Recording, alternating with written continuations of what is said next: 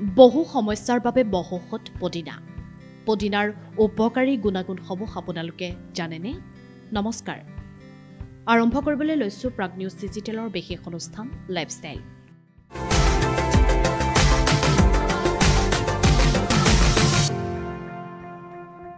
পদিনাৰ উপকাৰিতাৰ কথা আপোনালোকে জানেনে? গ্ৰীষ্মকালতেই হওক বা শীতকালতেই হওক, পদিনাৰ চাহিদা অসমীয়া পাকঘৰত বহুত বেছি। পদিনাৰ চাটনি, পদিনাৰ ৰস আৰু গৰমত প্ৰচুৰ পৰিমাণে পদিনাক ব্যৱহাৰ কৰা হয়। উল্লেখযোগ্য যে পদিনাৰ পাত শুকান বা সতেজ দুয়োটা ৰূপতে আপুনি ব্যৱহাৰ কৰিব পাৰে।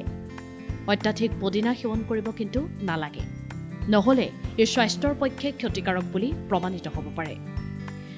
নিয়ন্ত্ৰিত পৰিমাণত পদিনা খোৱা শৰীৰৰ বাবে অতিকৈ উপকাৰী।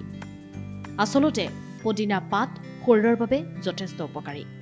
পদিনাৰ পাতত antioxidant, vitamin A, vitamin C, B complex, phosphorus আৰু কেলছিয়াম থাকে।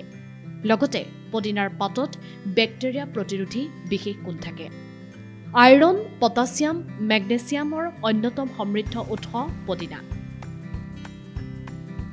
আৰু পদিনাই হিমগ্লবিনৰ মাত্ৰা উন্নত কৰে আৰু মগজুৰ কাৰ্যকলাপ বৃদ্ধি কৰে। আজি লাইফষ্টাইলৰ এই খণ্ডটোৰ জৰিয়তে আমি আপোনালোকক জনাম পদিনাৰ উপকাৰী গুণাগুণসমূহ। প্ৰথমে পদিনাৰ পাতে গাৰ দুৰ্গন্ধ দূৰ কৰে। যদি আপোনাৰ গাৰ পৰা দুৰ্গন্ধ ওলায়, তেতিয়া আপুনি পদিনাৰ পাত ব্যৱহাৰে উপক্ৰম কৰিব পাৰে। পদিনা পাতৰ ৰস উলিয়াই বা পানীত মিহলাই সেই পানীৰে গা ধুলে গাৰ দুৰ্গন্ধ নোহোৱা হয়। দ্বিতীয়তে শালমইনাৰ পৰা হাত সাৰিবলৈ আপুনি পদিনা ব্যৱহাৰ কৰিব পাৰে। যদি আপোনাৰ শালমইনাৰ সমস্যা আছে, তেতিয়া পদিনাৰ পাত বা ৰস ব্যৱহাৰ কৰিলে ই নিয়ন্ত্ৰণলৈ আহিব। তৃতীয়তে চুলি সৰাৰ সমস্যা হ্ৰাস হয়। পদিনাৰ পানী এণ্টিঅক্সিডেণ্টযুক্ত, সেয়ে ইয়াৰ ৰস পানীত মিহলাই চুলিত সানিলে চুলিৰ সমস্যা নোহোৱা হয়। পদিনাৰ ৰস ব্যৱহাৰ কৰিলে চুলি সৰাও বন্ধ হয়। যদি আপোনাৰ চুলিত উফিৰ সমস্যা আছে, তেন্তে আপুনি সেই ক্ষেত্ৰতো পদিনাৰ ৰস ব্যৱহাৰ কৰিলে উপকৃত হ'ব। চতুৰ্থতে পদিনা আৰু নেমু পানীৰ ৰস পানীত মিহলাই অকণমান সময় ভৰি তিয়াই ৰাখিলে সকলো ভাগৰ বা ক্লান্তি দূৰ হয়। লগতে আপোনাৰ মন আৰু শৰীৰ শান্ত হৈ পৰে। হতাশা দূৰ কৰাটো পদিনাৰ পাতে এনেদৰে আপোনাক সহায় কৰিব পাৰে।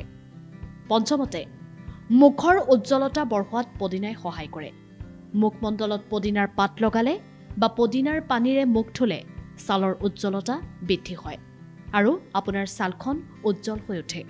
কাৰণ পদিনাৰ পাতে মৃত কোষবোৰ নিৰ্মূল কৰি ছালক সতেজ কৰাত সহায় কৰে। গতিকে আজি আমি লাইফষ্টাইলৰ এই খণ্ডটোৰ জৰিয়তে পদিনাৰ উপকাৰী গুণাগুণসমূহৰ বিষয়ে অৱগত কৰালোঁ। আপুনিও এনেদৰে পদিনা ব্যৱহাৰ কৰিব পাৰে আৰু আপোনাৰ দৈনন্দিন জীৱনশৈলী উন্নত কৰি তুলিব পাৰে। অৱশ্যে আমি পুনৰ ক'ম যে অত্যাধিক পদিনা ব্যৱহাৰ কৰাটো আপোনাৰ স্বাস্থ্যৰ পক্ষে হানিকাৰকো হ'ব পাৰে। গতিকে সীমিত পৰিমাণত পদিনা ব্যৱহাৰ কৰক আৰু আপোনাৰ জীৱনশৈলী উন্নত কৰি তোলক।